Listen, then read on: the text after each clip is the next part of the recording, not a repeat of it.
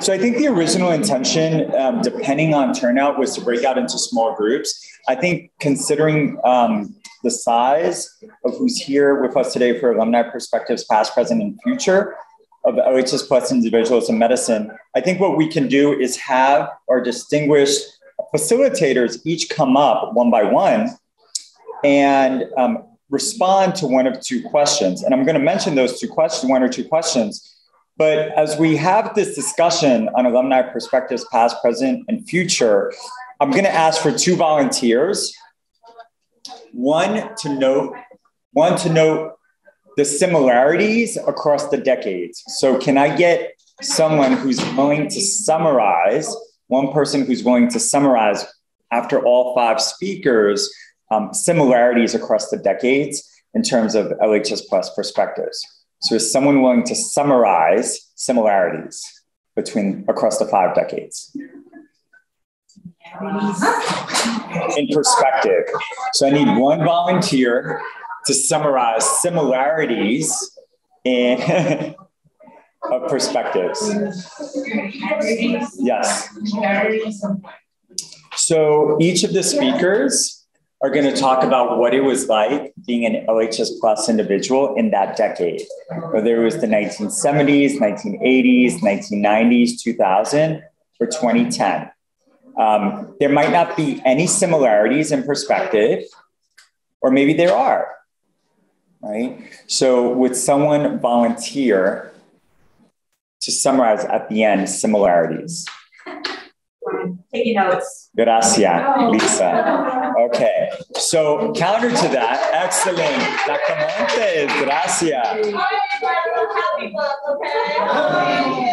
I still have a tattoo that she gave me yesterday. She's a tattoo artist, yes. Water and soap, and yeah.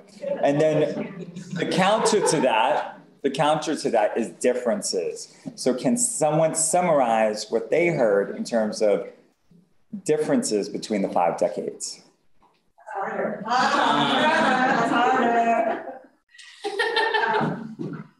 Anybody? Yes. So if you're sitting in the back, you just can't sneak out. Differences. Yeah. Who? Many? Okay. Many. Okay. Great. Excellent. Okay. There may be more people that come, though. I feel like people are still migrating here, so we may have a bigger population. Okay. So having someone summarize is going to be really important. Really important. Thank you here, JP. Yeah. Well, thank you, Dr. Hernandez. Okay. So we're going to have Dr. Carrillo come up, and we're going to have you take. We're going to keep it brief, okay? We're going to have you in 5 to 7 minutes. Who's our timekeeper? Dr. Spencer, timekeeper. So you're going to give a 2-minute notice and a 1-minute notice. You're going to have 7 minutes to address the following questions. Just like Jeopardy. Make sure I have a year, okay? Like when they start. Yes, so 1970 to 1979. This is your decade. Let's go.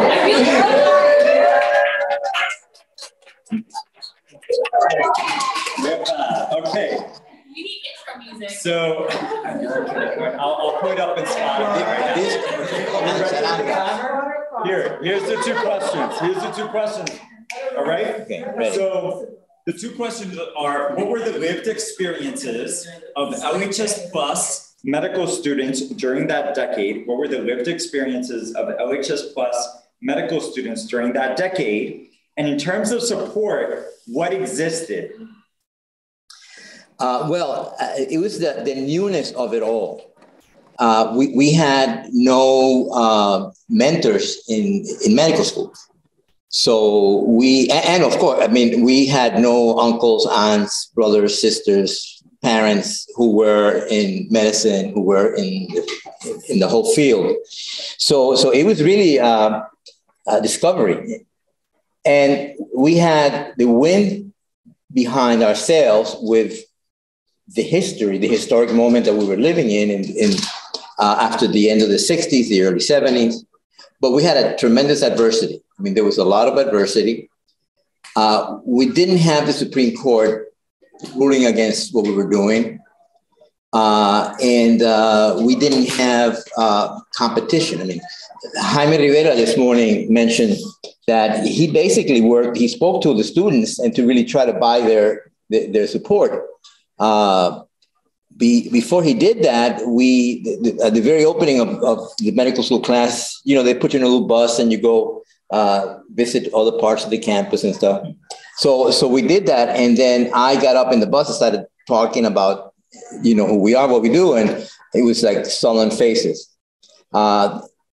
Week later, Jaime was able to liven them up. And so again, so we had no knowledge, we had no roadmap, okay? There was no roadmap, but we did have wind behind our sails, and we were very passionate about what we were doing. We were very scared about what we were doing because, we were in a totally foreign place. The life was also difficult. I mean, in Boston, it's cold. Everything shut down at 9 p.m. in those days. There was, it was not New York, and there was no place, there was no clubs, and there was no Latin restaurants. And so it was very hard. Now, again, all of you are from different cities, and you have different experiences, but it was really hard in Boston. And in Boston is where we had, for the those years, I mean, we basically had the three schools. And then in the, beginning in 73, 74, 75, we then, New York came on very big. And then lo and behold, New Jersey became a leading group for the organization nationally. So again, the questions were, what did we find? What supported us? What were the lived experiences for medical students at that time? Yeah. And then what support existed? Sure. So what Jaime and I did is we were lucky. We got a little corner office I mentioned, and the faculty was not very creative, and they almost repeated the same test every year. So we basically collected old tests, and then for the incoming classes, we supported them with that. Wow. The other thing is that we talked about the mental health issues, the stress. We didn't trust the school physicians and doctors and social workers. I don't know if we should have, but we didn't. So we found a Puerto Rican psychologist who was in BU. We found 2 Latina social workers. So we had our students, we would refer to professional support. We saved some, we lost some. So that was the lived experience. It was like, Alice in Wonderland. We didn't know what was going on. It was all very scary, the tests, and very few of us were Ivy League. I mean, most of us were community college, basically like Luis Garden, he was from a seminary, Catholic seminary. And so we had to compete. I mean, the other people in the class, as you can imagine, were their parents were deans, professors, and doctors, and they had, they had gone study in France, and they had gone here. I mean, they had all these socioeconomic advantages that we didn't have, and they were our peers. They were who we had to compete with. And that was hard. So we used to we started tutoring each other. I mean, we basically had those of us that were better in biochem, those of us that were better in anatomy, those of us that were better in genetics.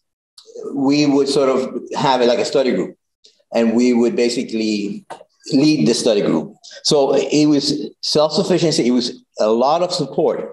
And really, I mean, it was life-saving to have peers who would help us with our studies and with our mental health. 2 minutes. Okay. So anyway, any questions? No, well, we're not going to do questions at this point. Yeah. If anything else, you have 2 minutes. Yeah, no, I mean, I think basically that those are what we had going for us. and those were our adversity, and those were what we did, how we basically improvised and basically made it possible for us to to get through. Many of us had families. Many of us were married. We had families. We had kids. So we had a lot of Saturday in the park and sharing. There was a women's group. Again, it was a time of everybody was beginning to wake up, and so there was a women's group, and so it was us. I mean, we were like sort of on an island, and we just basically looked out for each other, and we had differences, but we never had a rift. I mean, we never had any kind of a major rift. We had people who thought a little bit more this way, the other way, but we were able to really work it all out. And again, every time the freshmen came in, it's like, they were like this salvation, the future, and they took up arms. I mean, the freshmen really were really tremendous. So that's basically it. I can take questions later. Okay, thank you.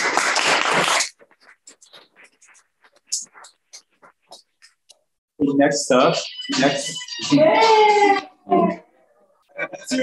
your entry music, Dr. Rios.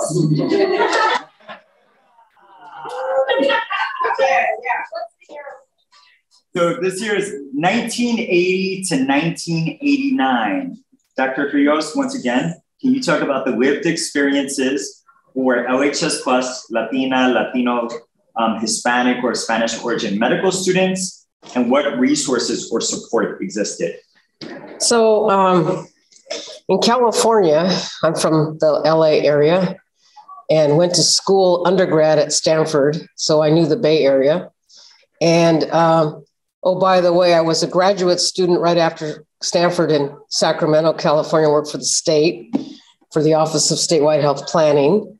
So when I got to medical school, by the way, I was a post-bac student at Creighton. And by the time I got to medical school in 82, I had already met the leaders of the National Chicano Health Organization that started in 68. And that was David Hayes Bautista and Bob Montoya and others. And then I had also met the La Rama organization leaders and found out that organization was kind of falling apart.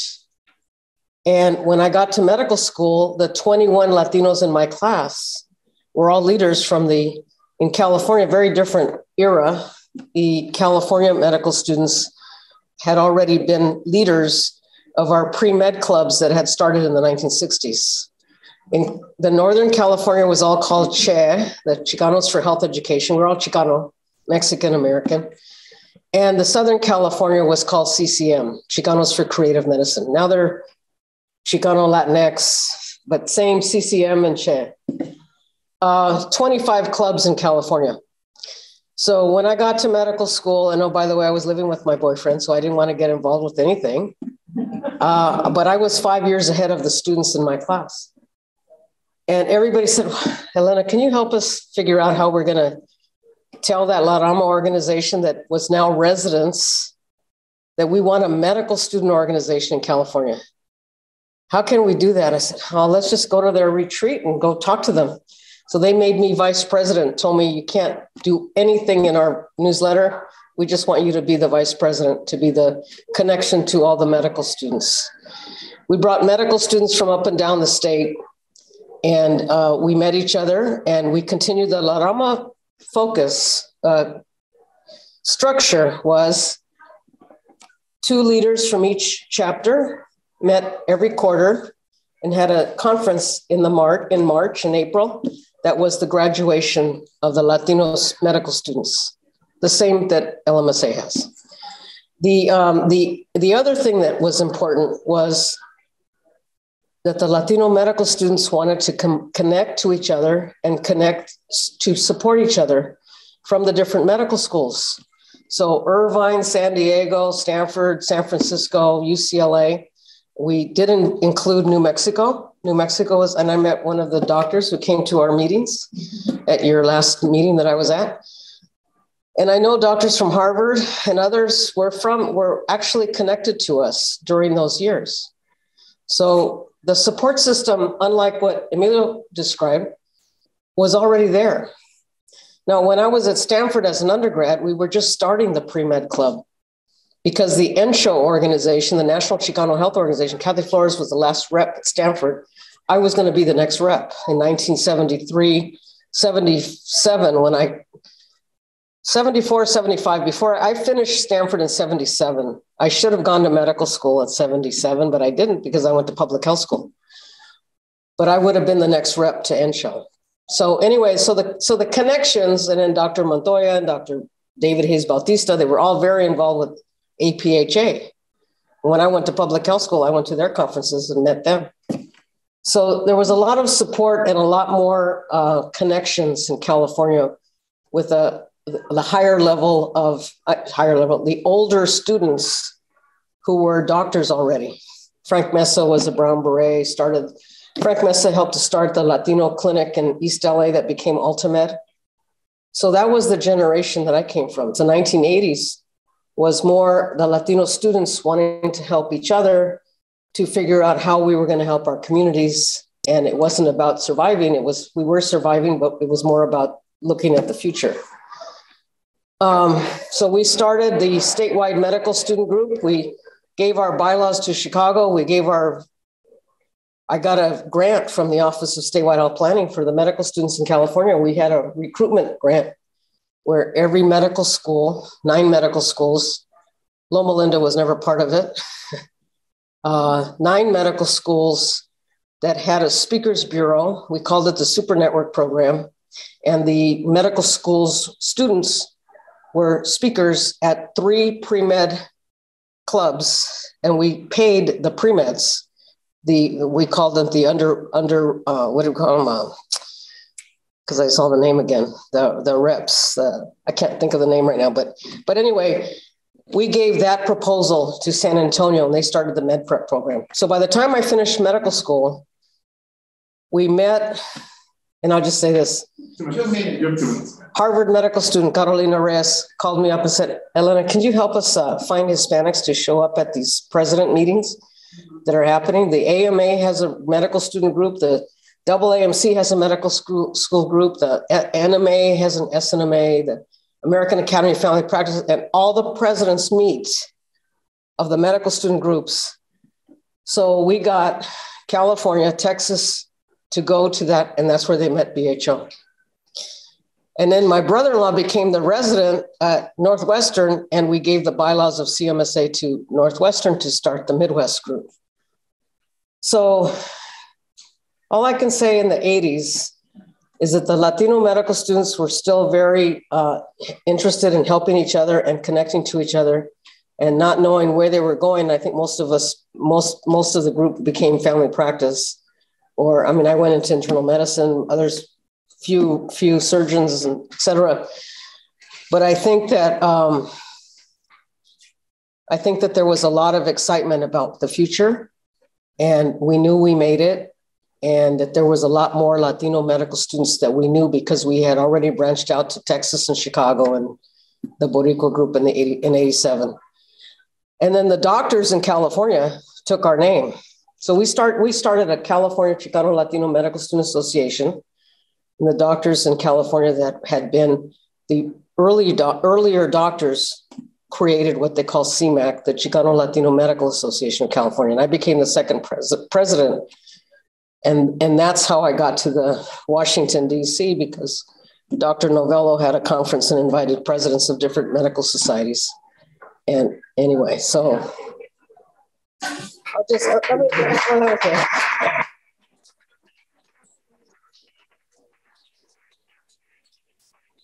Thank you, Dr. Rios. And we're about to move forward into the 1990s. Yeah. So our representative for 1990 to 1999 is Dr. Valerie Romero-Leggett. Thank you. Thanks. Thank you for that music. Or just so fun. So I actually spent the end of the 80s, early 90s, but I'm going to just give you a little background, right? And kind of an idea of like what was there. So I'm first generation college, right? So I grew up in New Mexico. So we are a very rural, very poor, not great public education. place. So medicine was just something I thought. I was good in science. I like people. I thought, okay, well, I'm going to be a doctor, right? So I go to college. I don't really understand like all the pre-med everything, but I thought, oh, I have to be biology, chemistry major. Well, heck, I was not like really prepared at all. So I got through not very well that first year and everything. And then thank God found psychology and just loved it and decided to do that, right? So I am a non-traditional student because I didn't finish my pre-med in college. So when I got out and went back home, because I'm from New Mexico, I wanted to go home. I had gone to Harvard and then came back because I always wanted to come back home. I worked for 5 years. And so I took my classes at the community college, then organic at UNM and traveled back and forth, took that, tried to make some money, lived at home, kind of did all that and then applied to med school. So when I come in, I'm non-traditional, I'm a little bit older. At that time, there was an Office of Cultural and Ethnic Programs. And that was the place, Alonso Atencio was there. There were 3 Hispanic males in the leadership at the time at the institution, Roberto Gomez, Steve, and Roberto then became later the dean of the cultural and ethnic programs, Steve Padilla, who became chair of dermatology, and then Alonso Atencio, who was a physiologist, basic scientist, and he ran this office. So I get into med school. I'm still like trying to catch up because you're kind of always still a little behind. So I'm lucky enough that I come from a majority minority state, right? We're one with many Hispano, Latinos, Chicano. I always consider myself a Chicana. So there were several like me there, but I have to be really honest. I didn't really know what was going on kind of nationally, other places, anywhere. And let me tell you, New Mexico, oftentimes, like we're kind of behind things that we're like kind of whatever's happening in the world. We're like always a little bit like, we catch on to that a little later.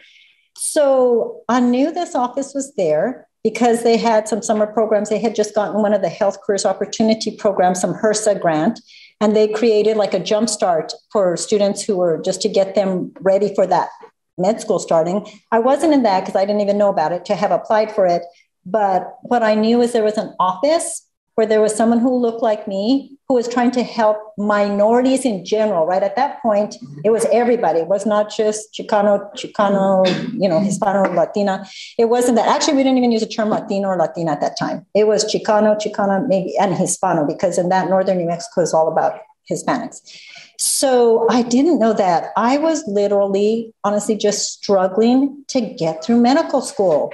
So like trying to find little study groups, trying to like just make sure that I got through medical school. The one thing I will say that I loved, the background during that era, okay, and take us back for so many of you who may not know here, like we were paper charts all the way, like paper everything there, like no smartphones, everything's paper, no hospitalists, no 80-hour work week, right? So everything we did was very, very different back then.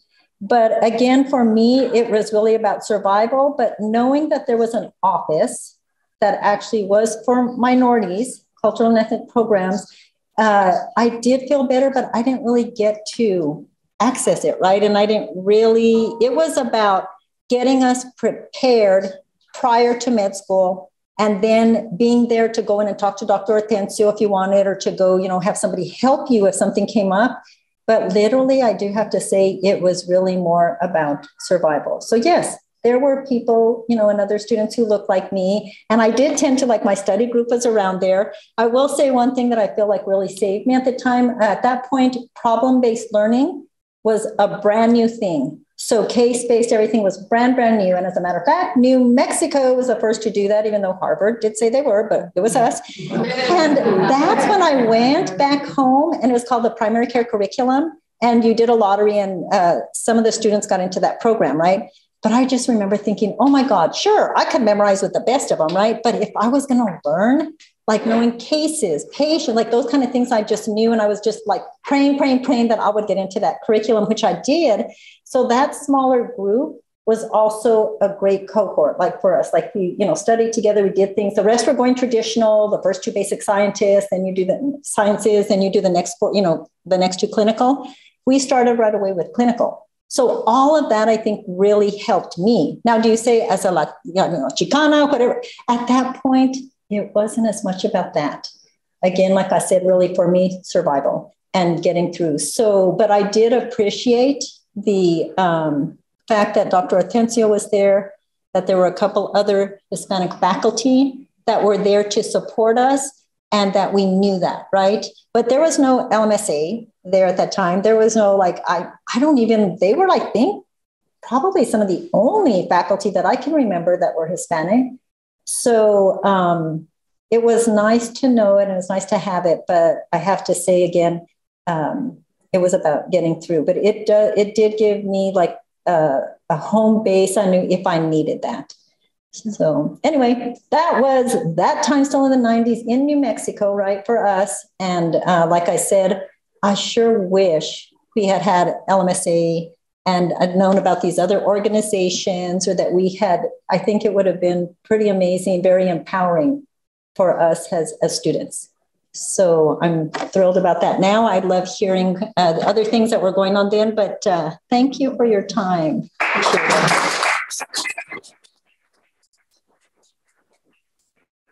That's Mayor Leggett. So now we're moving into the 2000s. All right, we have a number of representatives. So I'll first start off with Dr. Alvaro Galvez. You can start us off.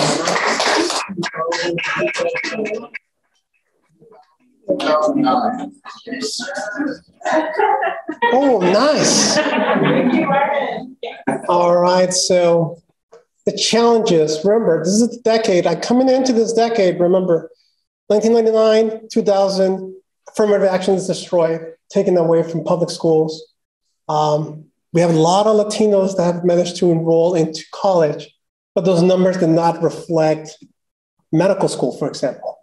And throughout this time, even though we have maybe 30% of all college students, at least in the California institutions, being Latino Hispanics, we were only about 2 to 3% in medical schools. And the effort was to push back. How can we increase the numbers? How can we fix this? Moreover, funding for programs or for organizations like CSMA or what later on became LMSA was taken away. Now, and to top that, regional differences of how, as medical students, can we speak as one voice was lost in the background noise. Some alumni were like, well, we're Boricuas and we're Chicanos in the West. And then the Midwest is like, okay. In the Southeast, it's like, there's just a few of us. I don't even know what you guys are talking about. And so we couldn't even agree on our name, who we were and what we stood for. Now, I'm coming from California in the middle of this problem where it comes from even locally, regionally, and nationally. So in California, CMSA, the Chicano Medical Student Association, had lost its funding. They used to have a grant writer. They went bankrupt. The organization had to file bankruptcy and remarket themselves.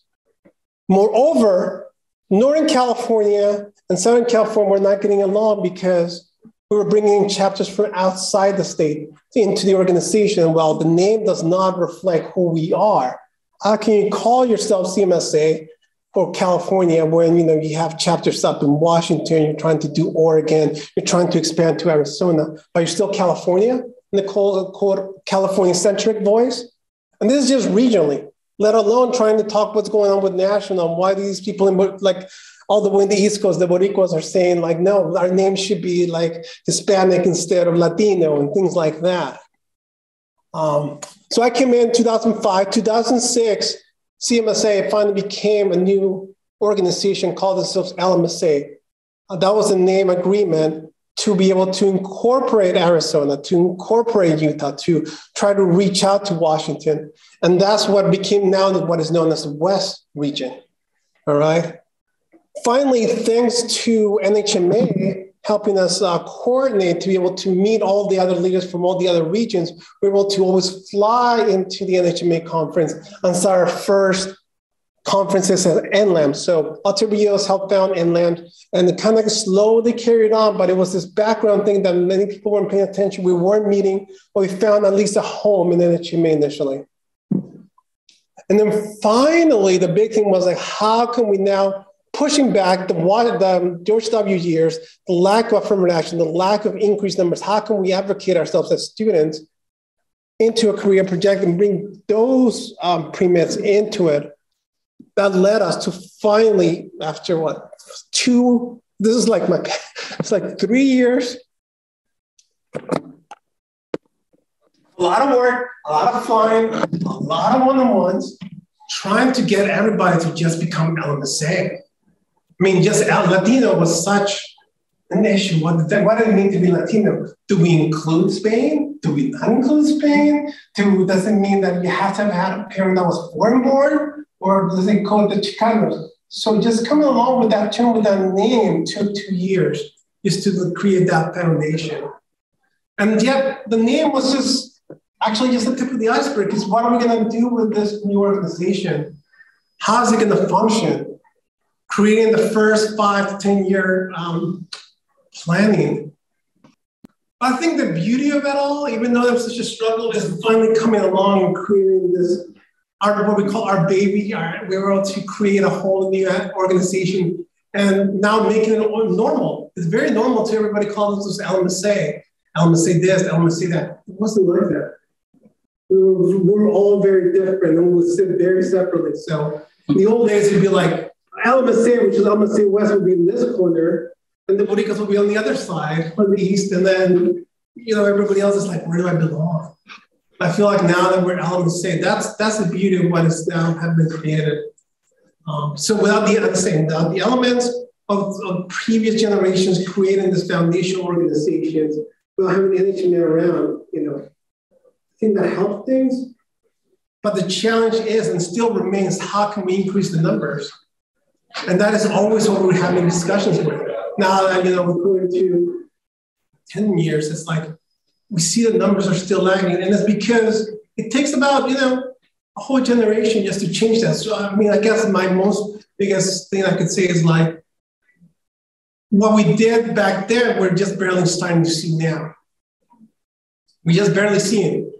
LMSA is normal. We're seeing an increased number of medical students coming to this conference, some residents that are coming along. We envisioned that almost 10, 12 years ago. But now the hope is like, where else do we see ourselves 10 years from now? Those pre-meds, we got to pull them along. How are we going to keep them coming along? And where we see this organization, are we going to get bigger? Are we going to do more conferences? Are we going to do more mentoring? Are we going to do advocacy? We've been challenged a lot by politics these days, border, COVID. So how, as we say, we're one voice for Latino healthcare now, how are we going to use that voice to make that impact now? Not just because we're going to change our community, but also how we're going to inspire people not to give up in those pre-med courses, not to give up because of the MCAT, not to give up because they didn't get into first time in medical school. I didn't get into first time in medical school. I did horrible in the MCAT and they had no support. It took me 3 years just to get back into med school after being much better. So, just leave it at that.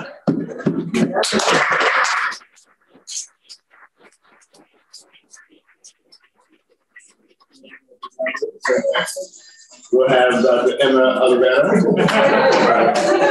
another pediatrician. Yes, 2000, 2009. We're still in that decade. Same year, all pro. Was one of my close friends during that time. So I can represent the Midwest perspective and how I kind of grew up and actually benefited from NHMA. So when I was a pre-med, I had that, I always wanted to be a pediatrician since I was 4. I just didn't know how to get there. But I knew I needed to get into a university. So I chose one and then I was there and I didn't know the path. I saw an advisor and they told me, I don't think you can get into medical school. So, you should try something else. I wouldn't even go see the pre-med advisors. So I was like, well, I'm not going to see that and I'm going to continue to do it on my own.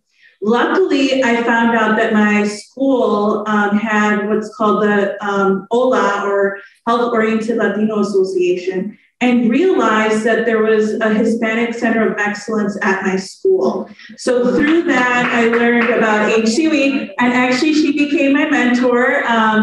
She was a medical student, Dr. Elizabeth Coleman Sandoval. And I met Dr. Jorge Girotti, which many of you know. And I was like, wow, I cannot believe what I have just found. I have found people who will say, yes, you can. And also, let me help you. Let me help you learn how to interview. Let me help you when to take the MCAT, how to study for the MCAT, what to do, because I was very lost. And so I can tell you that I happened to join OLA, and I received an email from the medical students at my school, University of Illinois Chicago, USC. And they were like, hey, there's going to be a conference with NHMA, and they're going to sponsor one pre-med. I was like, okay, let me go. It ended up being the first NLAMS conference at the NHMA conference. So I benefited from it as a pre-med. I see all these medical students in a room probably this size, and I'm like, wow, this is what I can be one day. I was so inspired. And, I started talking to the medical students who ended up being also from UIC, because thankfully we had a Dr. Girotti who would make sure that students attended these conferences every year. And so I aligned myself with them and learned about NLAMS Midwest and became a part of NLAMS Midwest, like on the board as a pre-med. I was on the board as in the national organization as a pre-med, as the webmaster. And so I just loved doing web design and things like that. And I was at a conference and they're like, we really need help with web design. I'm like, I'll do that. They're like, but you're pre-med. They're like, we're going to make an exception to the rule, And so that's really how I became involved. And, I met Alvaro when we were doing the name change discussion from NLAMS. Dr. Phil de Chavez, was really an inspiring person to me. Is one of those people, for me, I was like, oh, he's from Harvard. Like, I know the Northeast are like, whatever, Harvard. But like, for me, I was like, wow, a doctor from Harvard sent me an email, so, I still actually have that email, because it was the start of something, the start of, that, oh, I can do, and I can see my dream, be accomplished. And so,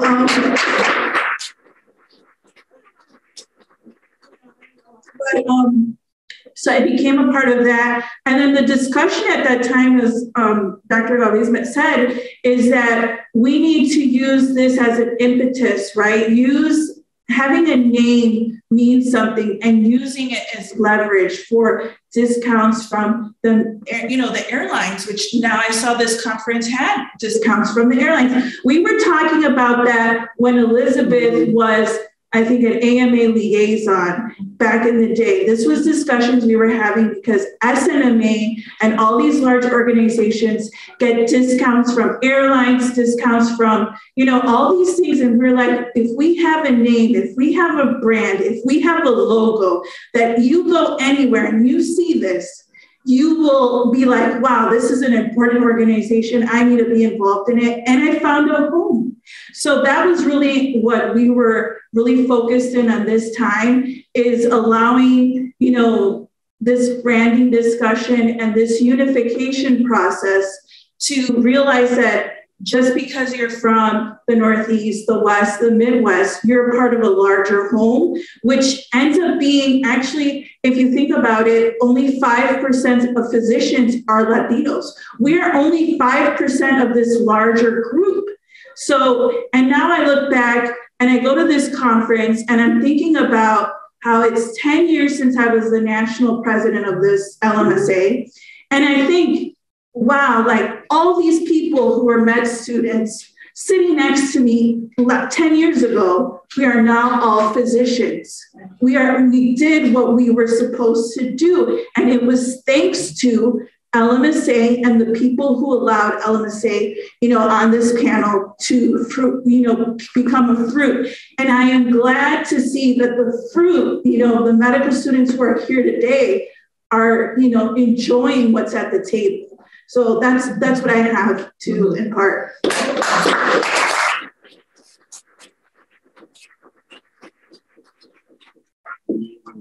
Thank you so much. So now we're moving into 2010 until the present, where we have two additional speakers. First will be Dr. Amanda Hernandez Jones.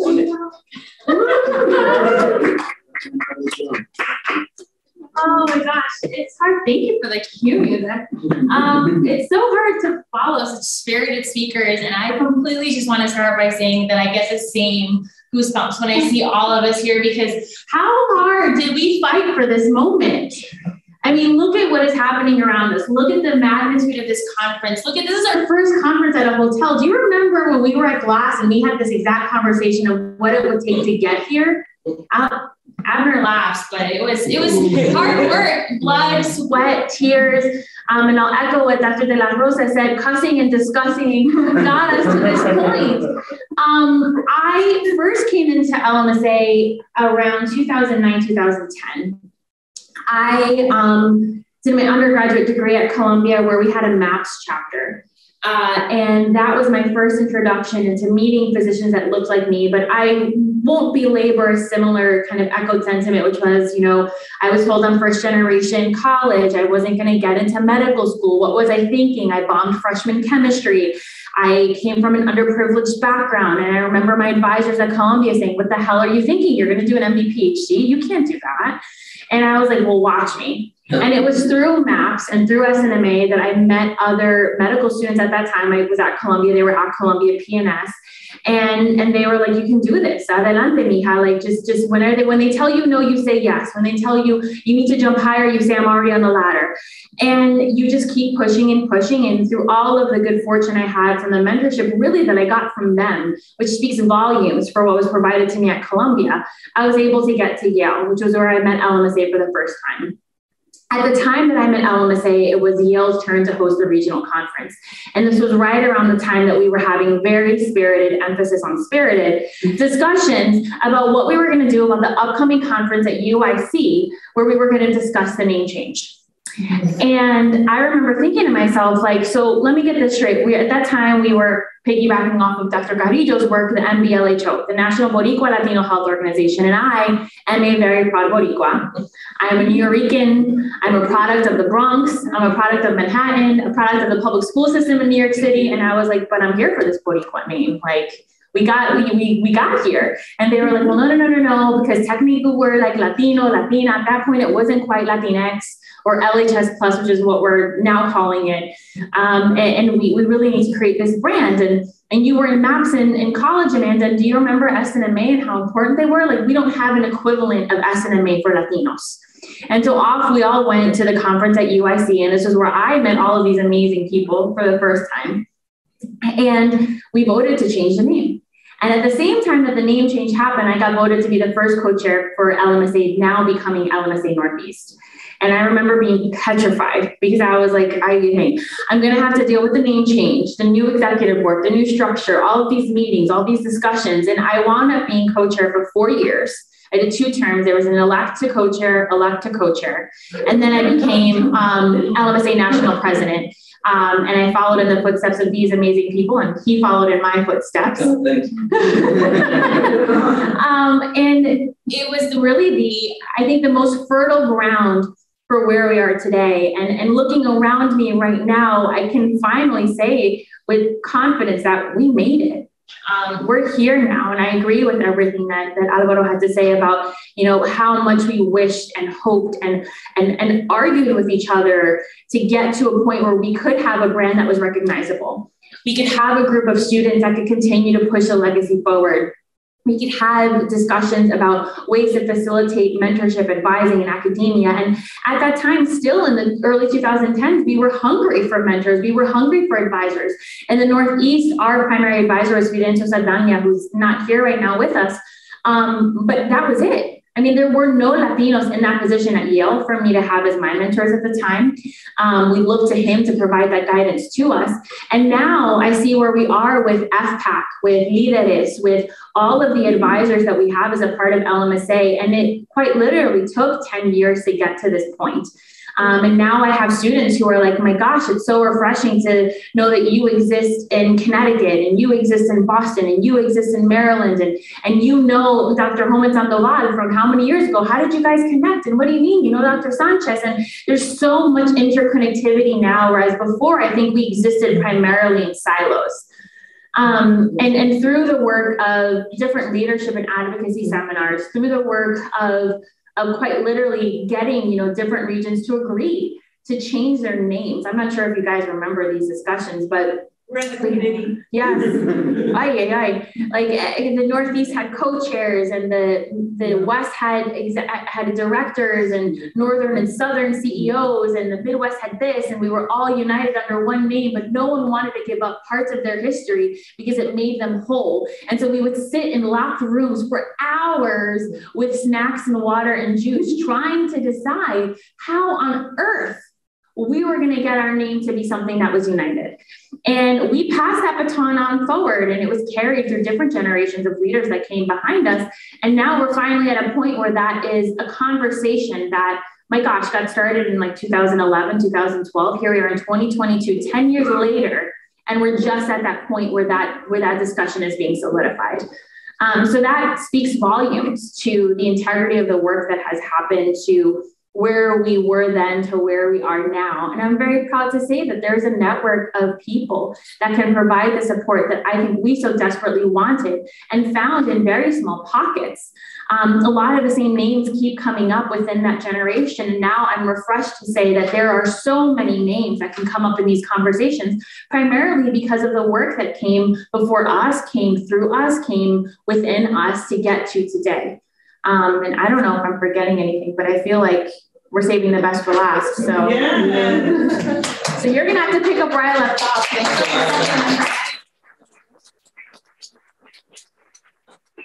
Thank you. That already introduction. We have all right. Oh yes. So this is here. For those who did not know, this is Dr.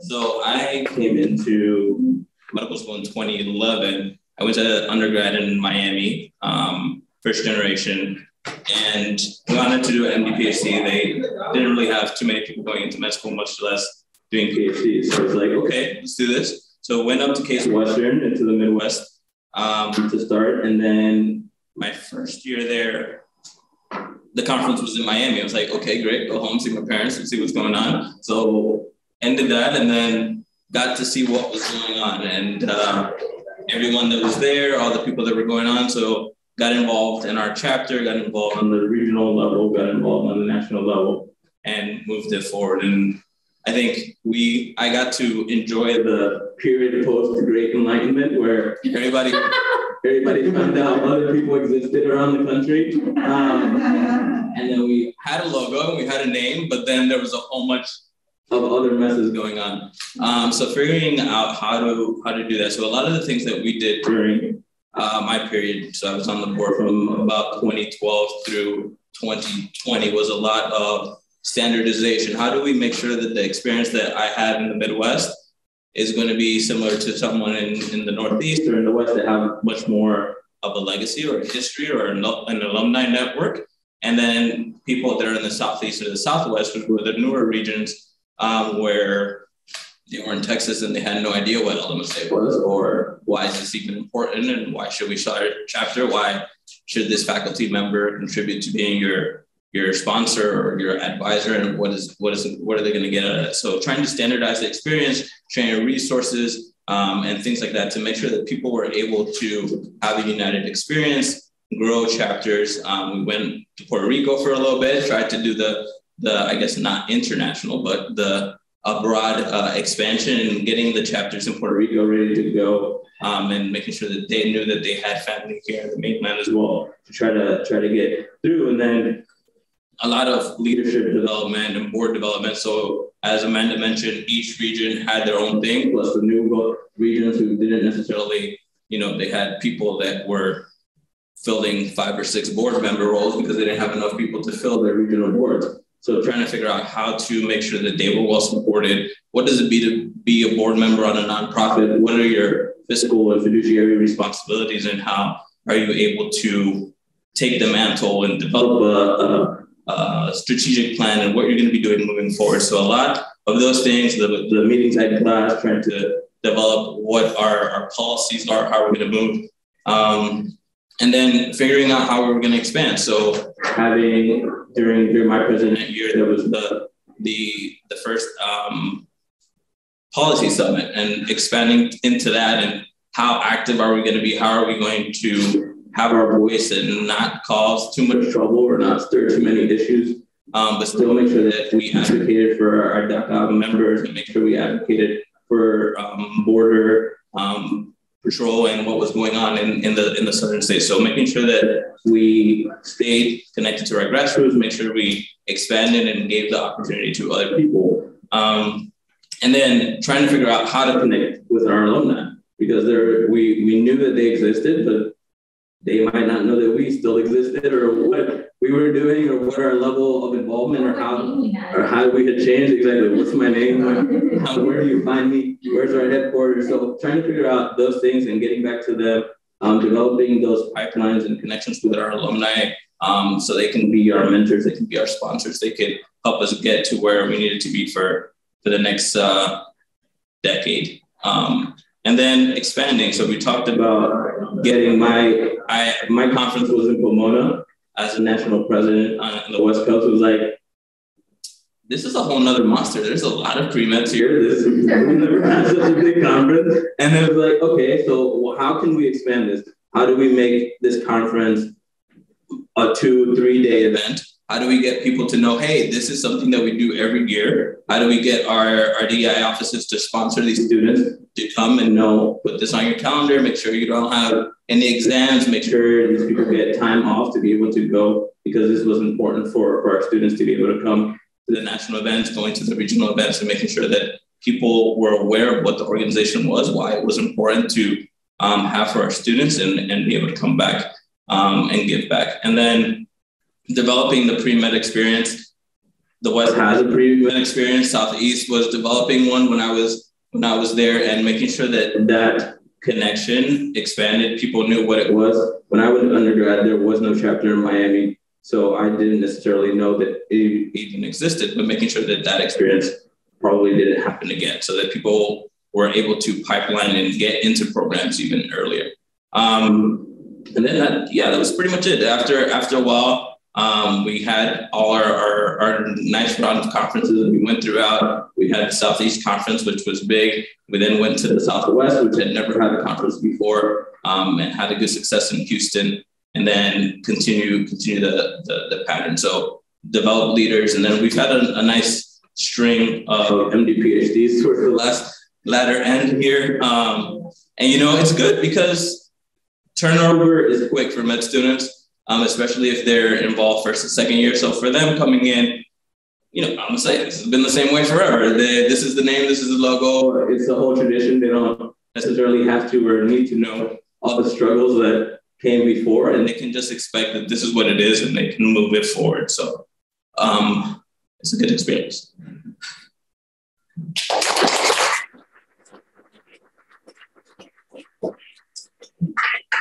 Thank you so much, Dr. Murray. Now, for those of you who were not here at the beginning, we chose two participants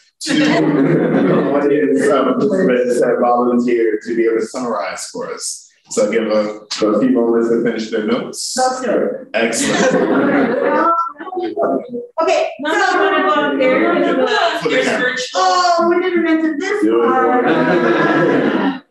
Oh, goodness gracious. She'll be describing similarities only. Okay. Similarities only. And we talked about lived experience and so what's support. Oh, sorry, everyone.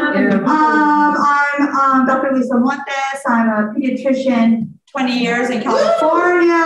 And I'm a new faculty to the Kaiser Permanente Bernard J. Tyson School of Medicine, located in Pasadena, California. We're in our second year of students, and I teach a course there called REACH, which is based on wellness techniques and keeping our students well and alive.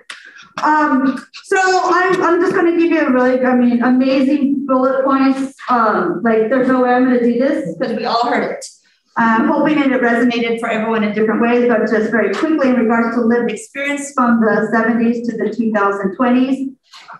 Passion, survival, connection, struggle, and a unified voice, as we know that is our ultimate north. And to get to a point where we are now, where we're acknowledging our accomplishment. That was where we all could have done all along the way, but we just didn't have the community to allow us to be brave enough to start from the beginning and acknowledge all the accomplishment that was just tears and sweat back in the day, tearing students apart. That's the similarities. What I noticed about other things that were similar, so that was more the affective part. The more like cognitive things that we noticed continuing similar is that there's still, as I heard, still I'm hearing no mentorship. Wellness has to be self-built.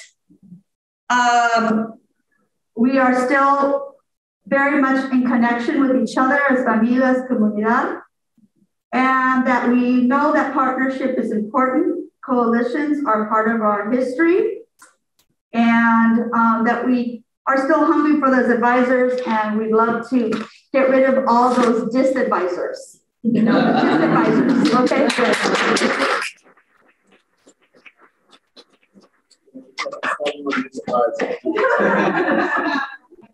And now share the differences between the decades. You want to introduce yourself as well?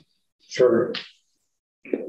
I'm Jose Manuel de la Rosa. I'm the Vice President for Community Outreach and Engagement at the Texas Tech University Health Sciences Center in El Paso. I'm also a professor of pediatrics at the Paul L. Foster School of Medicine.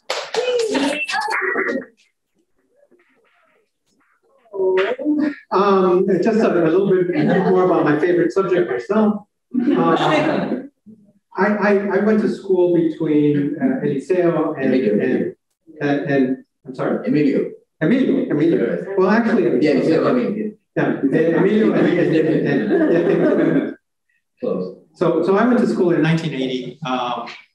Literally started medical school in 1980. Went from Notre Dame to Texas Tech in El Paso. But at the time, as Elena so elegantly described, there was a national movement about finding out what the name was, very similar to what was going on. And one of the trends throughout the decades that we all described, except for the last 10 years, is who are we, what are we, and why are we? At the beginning, there were Chicanos, there were Boricua, there were one name that didn't come up was TAMAS, the Texas Association of American Medical Students, which was different. Some people say Texas is a whole nother country.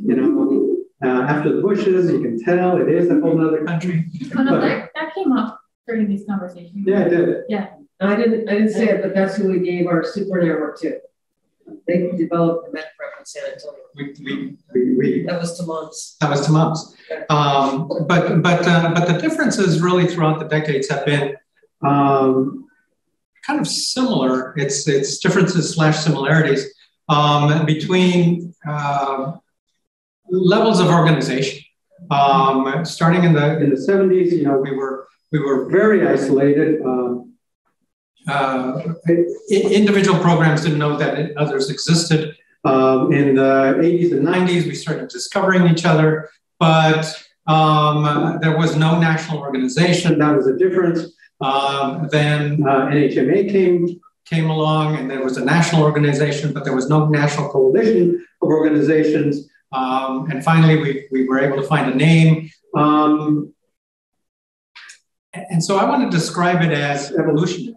Sort of again, another pediatrician, developmental steps as we discovered that there was an entire world out there of Latinx, Latino, Chicano, whatever. I'm a product of the 80s, I'm sorry.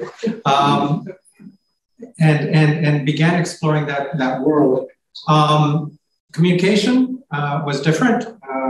The whole difference that we've seen occurring over the last last decade in terms of communication and virtual attendance, being able to pick up a cell phone and get somebody together actually helped the differences. Now you have local groups talking to regional groups, talking to national groups, which didn't exist every decade. But little by little, we're continuing to grow, continuing to expand. But the issues are still the same. Discussing and discussing, whether it's at the individual level, as it was in the 60s, whether it was at the local level, as it was in the 70s, whether it was at the regional level, as it was in the 90s and aughts, or now at the national and international level. That's been the same. But the level of communication, the level of sophistication, the level of membership has steadily grown, and that is the major difference. The level of sophistication. We're talking now about things that we dreamt about in the 80s. We're doing things that we dreamt about in the 80s. I think Amanda was really, really clear in saying, wow, when I was a medical student, we were even imagining getting a discount on airlines. Right? That was you? That was you. Okay, I'm sorry. You know, those differences are real. Those changes are real. But again, evolutionary, developmental to where we are now. And now the challenge is always the same. Who are we? How do we work in coalitions? How do we work together? And who speaks for who? Whether you're an individual or a national organization.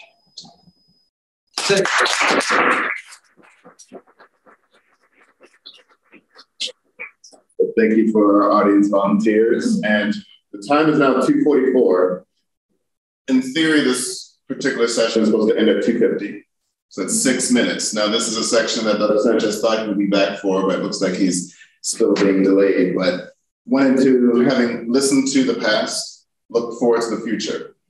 So this last 6 minutes or so to think about ideas, goals for how to better support or continue to support our LHS Plus trainees for the next 50 years.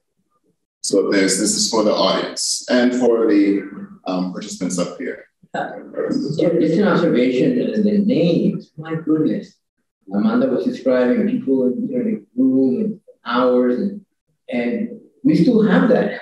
You know, what you have accomplished in those years and coming up with LMSA, that really has united us. I think that's wonderful.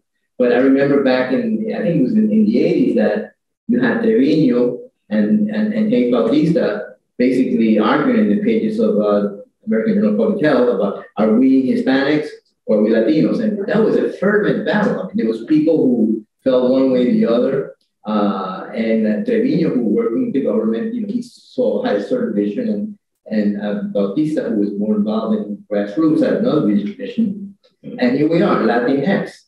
I mean, I say that to my peers, and they said, well, but that's important, you know. So how do we, LHS Plus is, it catches it all, but it doesn't quite have the pizzazz. So I think we still have it. I mean, I think that we're parked in a good place. I don't think that we need to start fiddling with that. But in terms of the name game, it's a tough one. I wish I could tell you everyone else felt the same. Believe me, we have restarted those naming discussions. We can talk about that later. It's really in my heart so much, but we can talk about it later. Yeah. think that the Rios. Yeah, I think the 10 years from now, 20 years from now, yeah, we've got to tackle the numbers game. Affirmative action is going to go away this year. And I think that the pipeline at all levels, pipeline of a bigger pool of pipeline that can go to medical school, bigger pool that can go to residency in all specialties, a bigger pool that can go to academics, or a bigger pool that can go to private practice and do clinical trials. We need to figure out how to maximize, instead of just arguing with each other or whatever, you know, all those, we should learn from the past about expanding our networks. And no, let me, I'm just tell you one thing I'm doing right now, and I can't believe it. This is, for me, it's history in the making. Senator Durazo, the head of the Latino caucus in California, is going to introduce a bill in California. Thanks to people like you, they have a prime program, and all the medical schools in California are creating a junior prime program, so that the prime students can mentor the junior prime, which means that Latinos, the underrepresented students in the public schools in California, would have mentoring in the system, instead of all of us beating our heads together. So the money that's in the system needs to be captured through policy. The other thing we did with Congress, and this is Lucille Roybal-Allard, she's about to retire.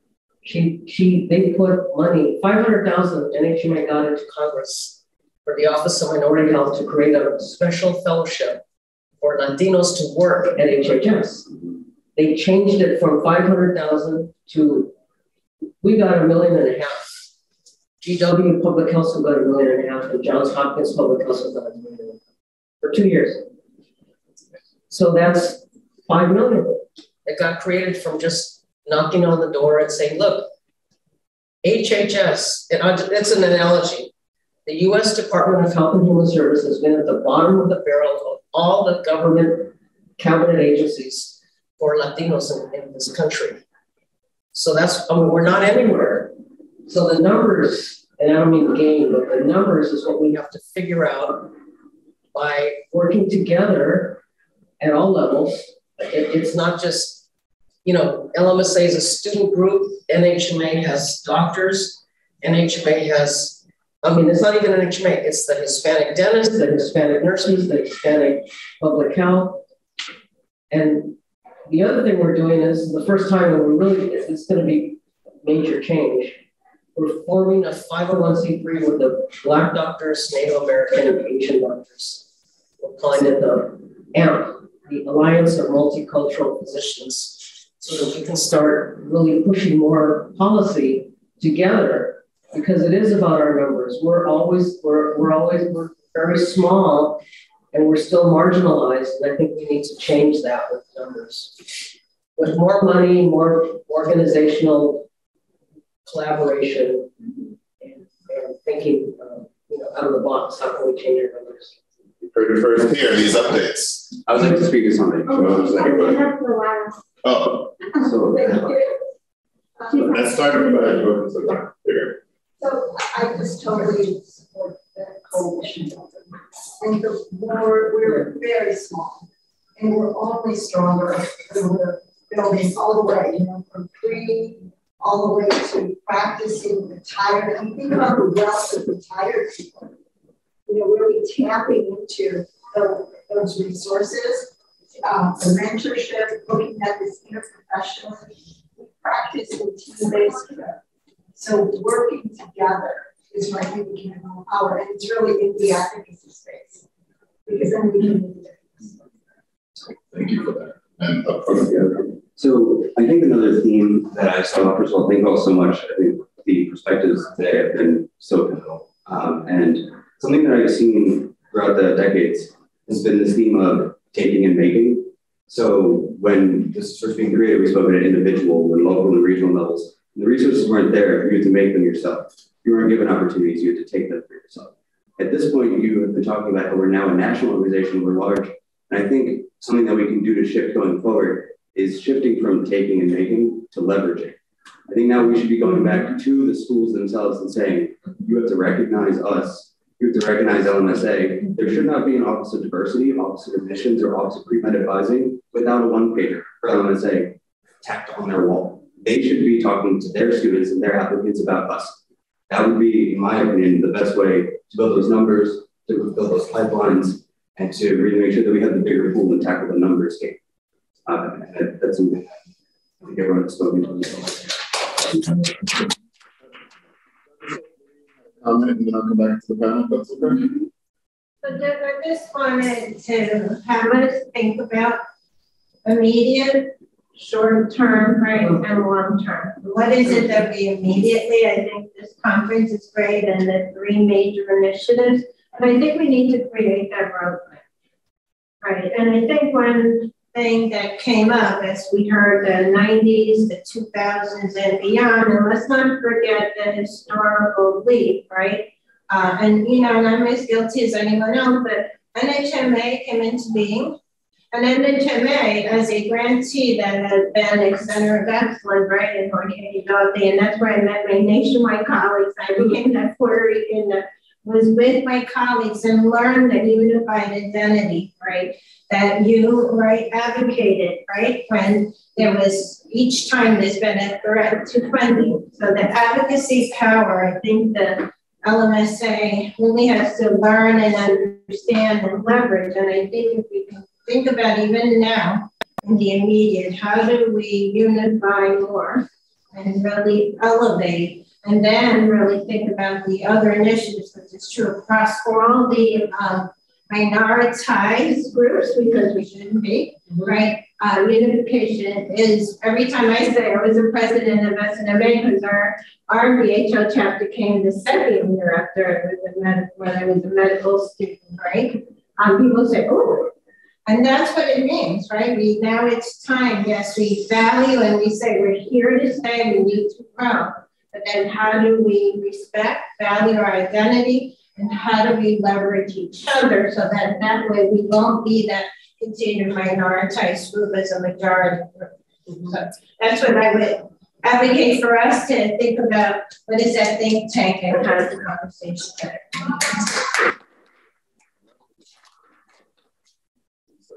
I do. Okay. And it was actually along the same lines as yours. So thank you for saying that, because I wholeheartedly agree. I think every point that's been made so far has been truly spectacular.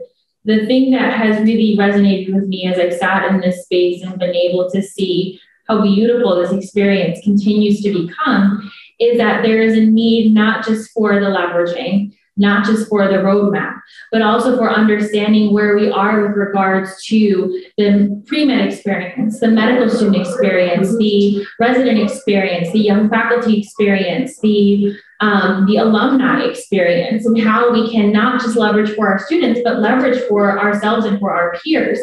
Because I think there were several points that were brought up at the Lead Edits conference for those of us that were able to participate, and some that really, really sat with me. Included the idea of what we call the minority tax, and what Dr. McKay calls the majority subsidy, which I think is a beautiful phrase.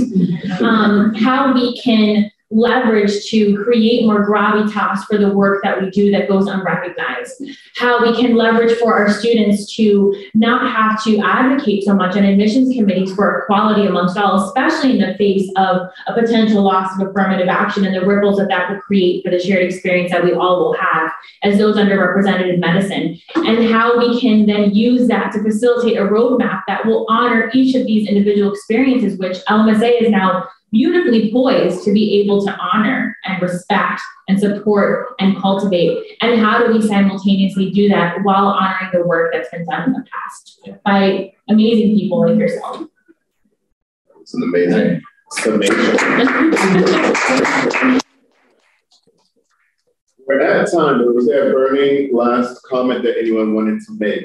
And this was such a great discussion. Yeah, very brief. I mentioned it yesterday, but the issue of social class also has to be brought into this conversation, because I, as a Center of Excellence Director, I recruit students from disadvantaged backgrounds. And I can imagine them saying every single thing that you people said today now. Those are the experiences that they are living now. And we are there for them to do what you found in LMSA and HMA at that time. But the experience continues to be the same if you are from a low socioeconomic level. It hasn't improved a bit as I see it. So I just wanted to bring that up because I'm sure that here in the US, it is the same for students that are from disadvantaged backgrounds. They find themselves isolated and, you know, ostracized. So. Thank you again to our panelists. We can give them another round of applause.